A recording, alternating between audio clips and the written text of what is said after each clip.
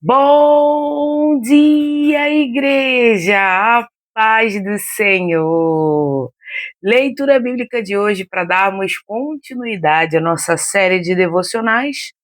Hoje nós vamos para o nosso sexto e último episódio de O Alicerce da Saúde Emocional e Espiritual, cuidando da nossa mente e também do nosso coração. Vamos aprender no dia de hoje a viver uma nova identidade. Que identidade é essa? A identidade que está revelada através de Cristo Jesus. Ele é o modelo e nós acompanhamos esse modelo. O manual está revelado, já foi revelado nas Sagradas Escrituras. O manual já foi revelado.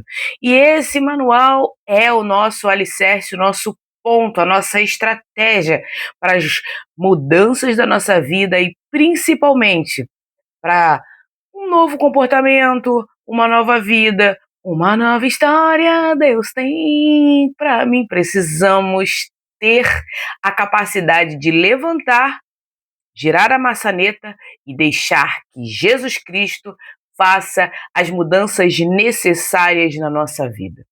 Hoje eu convido a você a embarcarmos nesse último episódio emocionante de uma mudança física, moral, espiritual e principalmente emocional, que começa na nossa mente e vai para o nosso coração.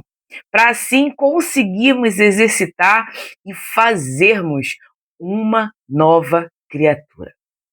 Uma breve ilustração: alguém que recebeu roupas novas e reais não faz mais sentido usar os trapos velhos de mendigo. A nova mente entende que agora pertence à realeza. Eita glória! Fazemos parte de um corpo espiritual celeste, aos quais recebemos uma nova roupa, uma nova vestimenta para um novo comportamento. Né? A gente tem aquele contraste lá, não coloca tecido novo, uma parábola de Jesus, né? Não se coloca tecido novo para remendar o tecido velho, e não se coloca vinho novo em odres velhos. É por isso que Jesus fala tanto, que o apóstolo Paulo ele fala tanto sobre a mudança da nova criatura. Porque dentro da nova criatura não cabe a velha criatura. A gente pode ter alguns problemas, alguns defeitos especiais que a gente vai arrancando dia a dia. A gente pega lá, ó, vai sair, vai sair. Aqui tu não permanece, não. Origens de velha criatura vão sendo retiradas pouco a pouco. Anseios, desejos, maledicências, pensamentos ruins, coisas ruins, vão tudo sendo tirado e substituído para as vestes novas da nova criatura, né? Então, é por isso que Paulo fala muito sobre a nova vestimenta, a nova criatura, a nova mente. É exatamente por isso. Vamos lá. Versículos chaves para nossa edificação. 2 Coríntios 5,17. Portanto, se alguém está em Cristo, é nova criação. As coisas antigas já passaram, eis que surgiram coisas novas. Aqui, o contexto que Paulo quer trazer para nós na carta de 2 Coríntios capítulo 5 é o seguinte: Paulo está defendendo o seu ministério e explicando que o amor de Cristo nos constrange. Ele argumenta que Jesus morreu por todos, para que os que vivem não vivam mais para si, mas para Ele. Todas as coisas que a gente faz quando a gente se converte, quando a gente entrega a nossa vida a Cristo, todas as nossas atitudes, nossos pensamentos, nossos atos, tudo que gere a nossa vida passa a não ser mais voltado, voltado a nós mesmos, aquilo que a gente quer, mas sim aquilo que agrada a Deus. Por isso tocamos muito no assunto essa semana e devemos pensar: isso agrada a Deus? Isso agrada a Cristo? Jesus faria isso? Meu marido fala muito isso. Todas as vezes ele pergunta, ele fala assim, ó, a gente deve fazer essa pergunta para nós mesmos. Jesus faria isso? Então, ele deixa isso muito claro para mim, né? Essa pergunta que ele faz. A gente vacila, mas estamos buscando nos moldar de acordo com o padrão de Cristo, que não é o nosso padrão, não é aquilo que a gente aceita, não é aquilo que é aceitável pela sociedade, mas aquilo que é aceitado no modelo, as Sagradas Escrituras.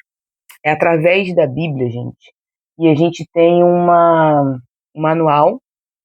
E esse manual serve para nossa repreensão, para nossa correção, para nossa edificação, para o nosso conserto, para o nosso ajuste. Digamos que a gente esteja num mecânico, e esse mecânico chama-se Jesus Cristo.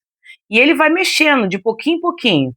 Ele mexe na nossa mente, ele mexe nos nossos sentimentos, ele mexe na nossa fala, ele mexe no nosso ouvir. Então, esse mecânico chamado Cristo Jesus, ele vai nos coordenando e nos direcionando para o que devemos ou o que não devemos fazer. O termo grego para nova criatura é kainektis, sugere não apenas uma reforma, mas uma nova gênese, uma nova criação. Não é um remendo na vida velha, é algo que nunca existiu antes. O passado aqui refere-se à nossa antiga maneira de viver, ver o mundo e a nós mesmos baseados na nossa carne. Como nos víamos antigamente, como agíamos antigamente. Não vamos mais agir, porque estamos aplicando e vivendo a nova criatura que Jesus ele faz, ele dá esse gênesis, essa criação. É muito interessante isso. Pare de se definir pelos seus erros de ontem. Se você está em Cristo, sua identidade não é mais pecador, mas reconciliado. A mudança começa na forma como você se enxerga. Você já se enxerga como uma nova criatura? Você já se vê no reino? Você já se vê com a coroa da vida na cabeça? O que a gente almeja, a gente já deve viver isso aqui. A gente já deve colocar isso aqui em prática. Essa semana ouvi de uma colega de trabalho e ela disse assim, ó: se você quer algo, se veja nesse algo, se imagine nesse algo, viva, já comece a viver esse algo, porque para você obter é muito fácil. Então, trazemos essa lição para o dia de hoje. Se você ama Cristo Jesus, se você quer estar na presença do Rei, haja como alguém da realeza. Haja como um novo cristão, como uma nova criatura. Haja diferente. As atitudes passadas ficam no passado. As atitudes agora são novas atitudes, uma nova conjectura, um novo olhar, um novo jeito de viver. Não podemos mais ficar lá, ó, voltando lá para trás. Porque lá atrás já não pertence mais a gente. Nosso olhar agora é fixo, tem um alvo, tem um objetivo. E junto com esse objetivo, temos uma nova vida e uma nova esperança. Gálatas capítulo 2, versículo 20. Fui crucificado com Cristo, assim já não sou eu quem vive, mas é Cristo que vive em mim. A vida que agora vivo no corpo, vivo-a pela fé no Filho de Deus, que me amou e se entregou por mim. Ou seja, Paulo aqui ele confronta o legalismo. Ele explica que a justiça não vem pela guarda da lei, mas pela fé revelada através de Cristo Jesus. Esse é o contexto do capítulo. Estou crucificado com Cristo indica uma morte jurídica e espiritual. Na perspectiva de Deus, o seu eu, egoísta, avarento, miserável, ruim, mal, morreu na cruz. Agora, Cristo que habita em você, através do Espírito Santo. A vida que você vive agora é uma vida de parceria, onde a força vem do Filho de Deus, vem do próprio Cristo, não vem mais de você. Não tente lutar com as suas próprias armas. Sua arma agora é a palavra de Deus, o seu joelhinho no chão e o seu poder maior, a sua oração. Somos regidos, redimidos e andamos com o Filho de Deus. Olha que privilégio! Podemos andar com ele lado a lado e conversar com ele. No meu trajeto para o trabalho, todos os dias, indo e voltando, eu vou conversando. Senhor, toma meu dia nas tuas mãos. Senhor, obrigada pelo meu dia. É aqui, ó, pensamento ligado. E você também, meu irmão. Você também, minha irmã. Mantenha seu pensamento ligado com o espiritual, com quem anda com você, com Jesus Cristo. Não precisa você proclamar em voz alta dentro do ônibus, senão você vai assustar todo mundo. Que nem ontem. Ontem eu brincando com os colegas de trabalho, eu falei mais alto, pessoal, meu Deus, que isso? Você me deu um susto. Você vai dar um susto em todo mundo dentro do ônibus, né? Orando em voz alta. Mas esteja com o seu pensamento elevado ao Senhor. Entregue a Ele aquilo que te preocupa, aquilo que te faz mal, aquilo que você não vê saída. Deus e Cristo Jesus já viram lá na frente. Ele já tem a solução, só precisa da sua confiança e de você permanecer fazendo aquilo que eles querem que você faça. E é isso. Em vez de tentar ser bom por esforço próprio, pergunte: como Cristo reagiria através dessa situação em mim? Deixe ele assumir o controle das suas reações. Não tente você controlar aquilo que você vai fazer. Tem hora que meu olho pisca, ó, aí eu fico: Senhor, Senhor, me dá força não, me dá sabedoria.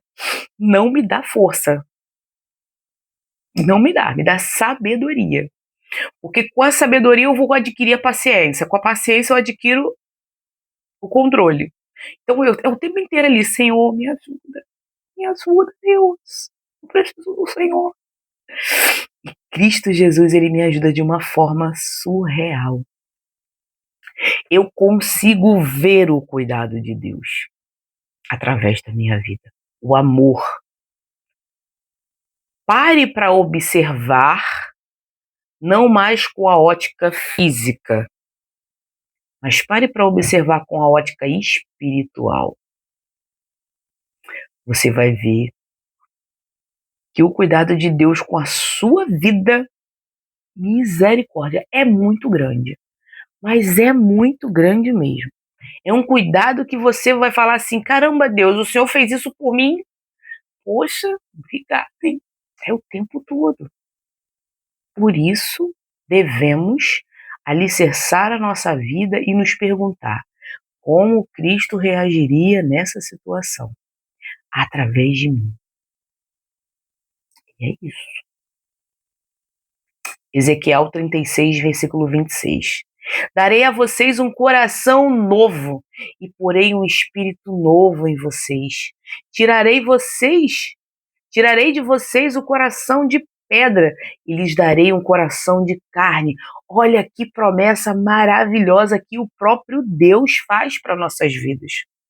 Ele nos retira o coração de pedra, um coração endurecido, vazio, uma rocha sólida que nada perfura, nada entra, ninguém consegue ajustar, para nos dar um coração de carne, aonde ele, o próprio Deus, pode moldar e nos ajudar. O contexto aqui é uma promessa de restauração para Israel. Deus promete purificar o povo, não por mérito deles, mas para zelar pelo seu próprio nome santo. O coração de pedra simboliza a insensibilidade espiritual e a teimosia. O coração de carne é um coração responsivo que sente e obedece a Deus. A mudança de identidade aqui é interna e orgânica. Deus troca o nosso sistema de desejos para colocar o sistema da fé, do amor, da responsabilidade, da caridade, da mansidão, do domínio próprio. Tudo isso vai entrando para a nossa vida como bônus. São bônus que o próprio Deus coloca na nossa vida e quando a gente vai ver, a gente já está exercitando isso através daquilo que a gente faz. Mas não fazemos porque somos bonzinhos. E tira esse pensamento da sua mente. Se você acha que, porque você doou uma cesta básica, porque você ajudou uma velhinha a atravessar na rua, porque você foi bonzinho com o vizinho, tira da sua mente que isso é atitude porque você é bom. Não. Nós somos bons porque Deus foi bom com a gente. E Ele nos dotou com essas virtudes, com esse caráter. Entende a diferença? Deus é um pai zeloso. Por ser um pai zeloso, ele nos dota com dons. Todos aqui têm um dom, pelo menos. Vamos exercitar. A igreja precisa do exercício da nossa responsabilidade espiritual, da nossa vigilância, do nosso posicionamento. 1 Coríntios 2,16. Pois quem conheceu a mente do Senhor para que possa instruí-lo? Nós, porém, temos a mente de Cristo.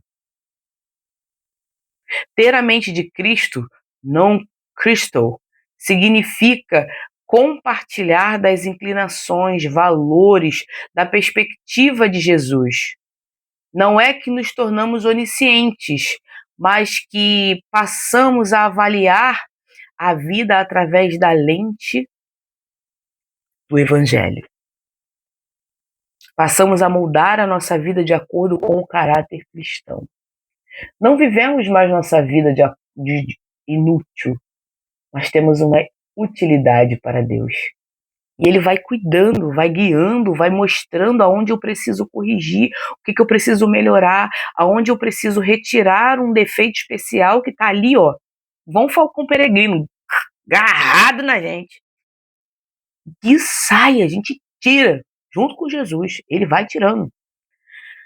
Aqui no contexto do texto, Paulo diferencia a sabedoria humana da sabedoria revelada pelo Espírito. O homem natural não compreende as coisas de Deus. Filtrar seus pensamentos quando um pensamento de medo, orgulho surgir, confronte-o.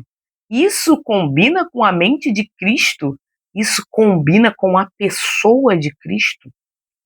Jesus nunca se gabou, nunca se beneficiou por ser filho de Deus. Pelo contrário. Muitas das vezes, quando Jesus curava alguém, ele dizia para esse alguém, ó, não fala que fui eu que fiz, não. Fica na tua aí. Fica quietinho. Quietinho, meu irmão, quietinho. Só que não adianta, a fama de Jesus era a fama de Jesus. Mas ele não ficava se intitulando. Ele dizia que era o Filho de Deus. Mas ele não ficava. Não, porque você... Ah, você sabe, né? Eu sou filho de Deus, né? Pô, por favor, né? Jesus, você não vê Jesus sendo arrogante e orgulhoso porque era filho de Deus. Não. Ele veio para uma missão. E essa missão foi feita, foi cumprida. Jesus veio, pregou o evangelho, pregou as boas novas, fez o seu ministério, foi crucificado, ficou 3 dias morto, depois ressurgiu e hoje governa nossas vidas. Isso é glorioso, certo?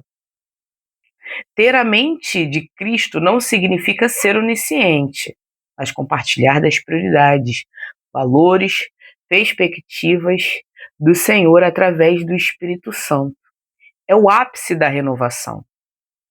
Haja hoje como você realmente acreditasse que Cristo vive em você. Como ele reagiria a essa tarefa ou a essa pessoa? Coloque-se como: foi dada uma tarefa para a sua vida. Coloque-se: será que Jesus conseguiria? Foi dada uma pessoa difícil? Será que como Jesus agiria com essa pessoa difícil? Leia as Escrituras e você vai ver que Jesus tem jeito para tudo. A renovação culmina na plena consciência da nova identidade em Cristo, onde o coração e a mente operam em harmonia com o Espírito. O molde da nova identidade. Para termos uma mente e um coração transformados, precisamos entender que a identidade cristã não é algo que construímos, mas algo que recebemos e depois cultivamos. A origem. Tudo começa com a substituição. Gálatas 2:20 e a nova criação. 2 Coríntios 5:17. Você não é mais quem você costumava ser. Sua nova identidade revela não a antiga criatura, mas a nova criatura. O meio. Deus opera uma troca interna de desejos. Ezequiel 36:26. Dando-nos a capacidade de pensar como ele pensa, como descrito em 1 Coríntios 2:16. A prática. Nossa responsabilidade não é aceitar o molde do mundo, oferecendo a nossa vida diariamente como um culto. Romanos 12, versículo 1 e 2. Ter uma identidade em Cristo significa que segurança, valor, propósito não dependem mais do que as pessoas dizem ou o que você conquista, mas do que Cristo realizou por você. Moldar essa identidade exige a coragem de deixar o velho eu na cruz e a disciplina de alimentar-a novamente todos os dias. Nesta semana, nós percorremos o caminho da vigilância espiritual. Aprendemos que guardar o coração no dia 1 exige uma estratégia de renovação mental, revelada no dia 2. Vimos que essa renovação é uma batalha ativa no dia 3, onde a paz de Deus serve como segurança no dia 4. Descobrimos que a palavra é o nosso suprimento no dia 5, e que o resultado final é viver com a mente de Cristo no dia 6, hoje, transformando nossa identidade e nossas reações ao mundo. Aplicações de uma mente renovada. Para consolidar esse estudo, esse devocional, uma mente renovada deve resultar em discernimento, que é a capacidade de distinguir entre o que é culturalmente aceitável, da cultura da sociedade, e o que é biblicamente correto, aquilo que o Senhor tem para você, aquilo que o Senhor nos ordenou. Cultura e palavra são coisas distintas. Na palavra tem costumes de culturas, mas a cultura da sociedade muitas das vezes se choca com o que as escrituras querem nos orientar. Resiliência emocional. Não ser abalado por circunstâncias, pois o coração está ancorado em verdades eternas, não em sentimentos passageiros. Linguagem de vida. Substituir a reclamação, o pessimismo, por palavras que edificam e demonstram confiança em Deus. Ações de graça. Uma mente que busca motivos para agradecer em vez de focar no que falta. Se olharmos com a ótica de Cristo, nada nos falta. pois se temos a Jesus, já temos tudo, pois Ele, Cristo Jesus, estará conosco em tudo. Ele estará conosco na fartura e principalmente em nossas dificuldades e escassez. Para hoje, deixemos a nossa vida enraizadas em Romanos capítulo 2, versículo 1 e 2. Portanto, rogo-lhes pelas misericórdias de Deus que se ofereçam em sacrifício vivo, santo e agradável a Deus. Este é o culto racional de vocês. Não se amoldem ao padrão deste mundo, mas transformem-se pela renovação da sua mente, para que sejam capazes de experimentar e comprovar a boa, agradável e perfeita vontade de Deus. Pois Paulo, após 11 capítulos de teologia profunda, Paulo começa a parte prática. Ele mostra como devemos responder à misericórdia de Deus. Não vos conformeis, metamorfose, é o termo usado. O mundo tenta nos colocar em um molde ou esquema, mas a renovação da mente nos transforma de dentro para fora. O corpo como sacrifício vivo é a entrega total da nossa identidade cotidiana a Deus. Não vivemos mais olhando, focados, moldados pelo que o mundo, a televisão, a internet, o blogueirinho, a blogueirinha nos ensina que devemos ser e fazer, mas nos moldamos em sacrifício vivo para sermos diferenciados em Cristo Jesus. Temos uma nova identidade, e essa nova identidade está revelada através de Cristo Jesus. A renovação da mente acontece pelo que você consome. Se você quer identidade cristã forte, precisa gastar mais tempo com a palavra do que nas redes sociais ou padrões desse mundo. O nosso foco são e sempre serão as Escrituras Sagradas. Molde-se a esse padrão para a sua vida ser diferenciada e assim Cristo Jesus te ajudar em todas as suas necessidades. Amém? Vamos orar?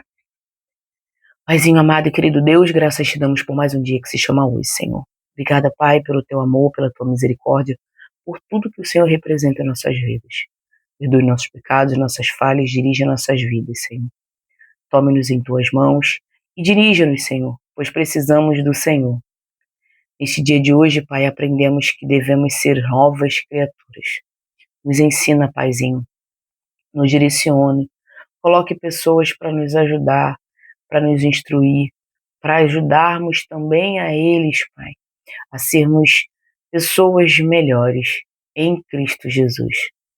Cristo é o molde e a tua palavra é o nosso alicerce.